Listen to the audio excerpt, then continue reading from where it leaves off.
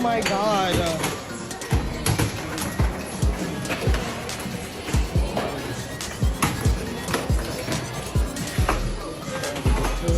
Oh my god. Oh my god.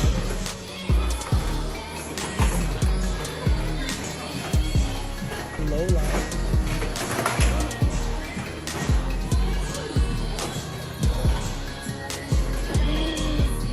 And he's just right there. Wow, those Memorial Day sales are definitely different than I remembered them. And if you think this looting is bad, wait until you find out what the bankers are doing. Welcome back, beautiful and amazing human beings. This is Luke Rudowski here of WeAreChange.org. And there's a lot of absolutely crazy news to get into, from Top Gun, that is doing really well here in the United States. Not so much in China, as of course China is also making some significant moves, which it looks like the United States is acquiescing to. Lots of craziness happening in the world, especially internationally, as of course it looks like Canada is becoming one step closer to becoming just like China. What's going on here? What's the latest major decision made by the tyrannical government bureaucrats up north? Well, we're going to be discussing that and its longer implications here on this independent media broadcast. The clip that we started today's show off with is, of course, from the New York Post, and it's highlighting a lot of the inner turmoil that's happening inside of American major cities, Democratic-led cities, that in many instances are totally becoming lawless as crime is going up there dramatically. And it's not just happening in Los Angeles, in New York, in Baltimore, but of course also Chicago, which some people refer to as Chiraq, as of course 40 people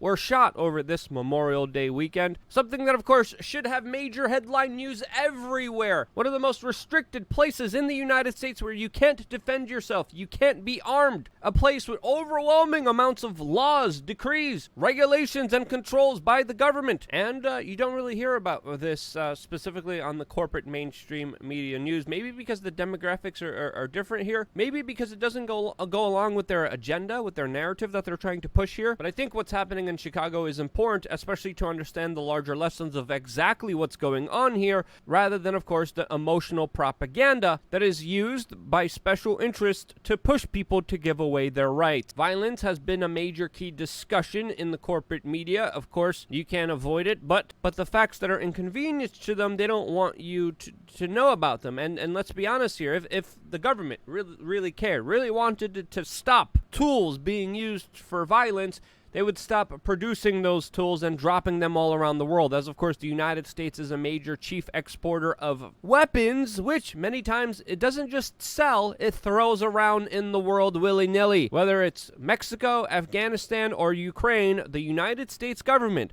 took your tax dollars, bought dangerous tools and equipment, and just gave it to anybody randomly. And sometimes, in many instances, especially in Syria, gave it to some of the most dangerous, horrible human beings on the face of this world. The latest airdrop of weaponry is, of course, Ukraine, where the U.S. government is not tracking what it's sending, who it's sending it to, who's receiving it, what's going to happen to them afterwards. We don't know, but there's going to be an overwhelming amount of weapons in Europe that, of course, are going to be turned over to the black markets, mainly because of all the laws and regulations that prevent people from being able to defend themselves in Europe. And this has reached such an insane point where even the Department of Homeland Security has issued documents saying that it is concerned about dangerous individuals coming back from Ukraine that could have been radicalized by right-wing ideas that, of course, are right now excused by the power establishment because criticism and critical thinking, along with complex points, are not something that they're interested in.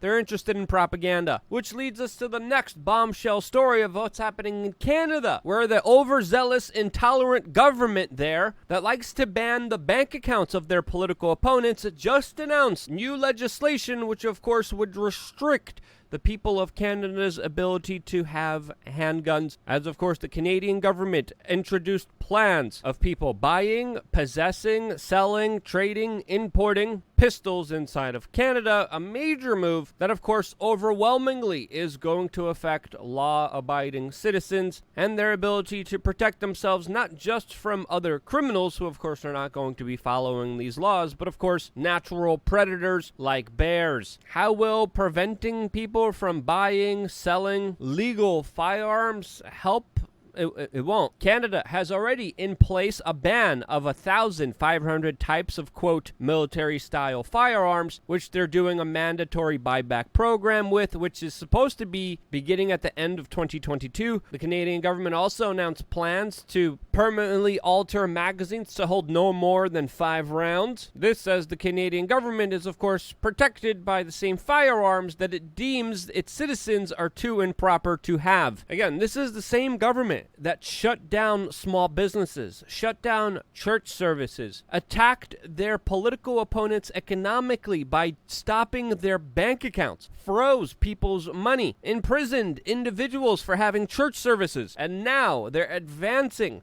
more legislation that, of course, will restrict the people's ability to be able to defend themselves, as even the New York Post has now labeled Canada, quote, a once liberal democracy is now an authoritarian state. And with the huge amount of power that the Canadian government has given to themselves, there's an absolute strong argument to make here that it absolutely is an authoritarian state that, of course, has no respect for its citizens, their rights, their privacy, and their ability to even peacefully protest the aggressive moves being made by the state there. Disarming the population will only embolden the government, and as we've been telling you, historically, governments, especially when they disarm the public, have more tendencies towards tyranny, and I think that's a true reality that the people of Canada are facing right now, and I wouldn't even consider that a hyperbolic statement. A lot of other people are saying we should learn the lessons of what happened in Canada, that of course only promised to go after AR-15s, and now 2 years and 3 weeks later, they're banning handguns, and the dangers of an authoritarian government is something that is real. It's something that the world dealt with, especially with their moves during the last 2.5 years that have wreaked havoc on the population. The New York Times and the Telegraph released very eye-opening articles today highlighting the devastating impact that bureaucratic tyrants had on their populations, especially when it comes to their overall health, their overall well-being, their financial security, which of course all was destroyed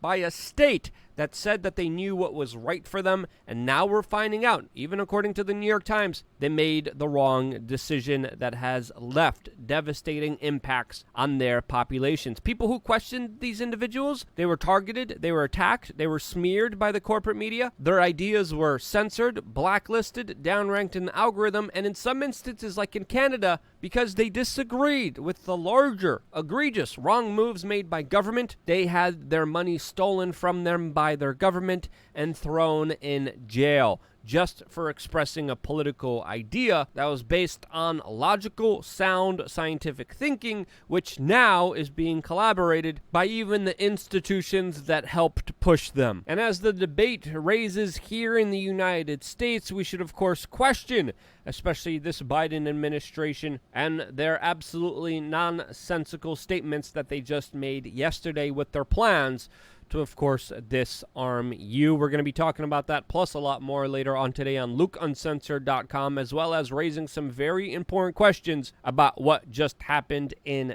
Texas. There's also a crazy event in West Virginia where a woman stopped a masked shooter. She wasn't a police officer. She was an armed, concerned citizen that was able to save lives, while in many instances here in the United States, the police cower and run for their own personal safety. Again, lots of important things to talk about on LukeUncensored.com. We just launched a forum. I'm going to be participating in that forum in just a little bit. We're going to be organizing individuals to be able to find each other, talk to each other, build together, work on creative projects, meetups, get-togethers. All of that will be organized. All of that will be talked about on our forum, which is only available to members on LukeUncensored.com. You also get 3 masterclasses of exclusive merchandise. I'm also even thinking about potentially raffling off this RV, this Apocalypse RV that I have for members of LukeUncensored.com. So stay tuned for a lot of very amazing, interesting development as I am working very hard to try to, of course, create as much value as I can for all of the members. A new video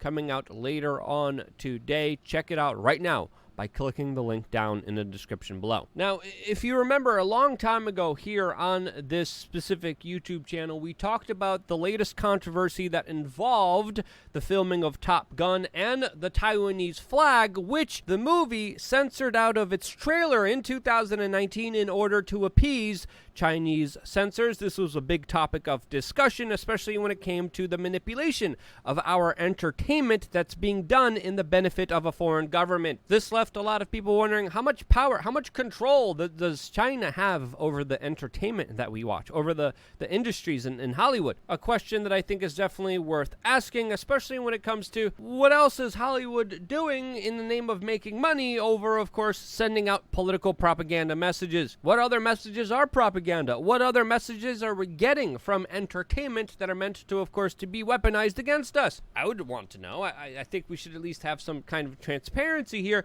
and we don't have any of that. But today we are finding out that even though Top Gun tried to appease the Chinese censors in order to be played in the Chinese theaters, that the Chinese government still decided to censor Top Gun, with a major Chinese investor pulling out because of speculation that the film is too pro-US. This, as the film is grossing very highly here, getting a lot of positive reactions for it here domestically inside of the United States. But why would China not want a pro-US messaged movie inside of their theaters for their general public to watch? Well, that's a question that I think explains the current geopolitical situation between the East and the West. It's also important to note here that Top Gun, after failing to make money in China, decided to reinstate the Taiwanese flag in a small segment of their movie on the back of the jacket of Tom Cruise, which in my opinion is a little too late, and I think we should understand how much of our entertainment is really propaganda, and there should be a lot of accountability and transparency, especially when it comes to not just foreign governments, but our domestic government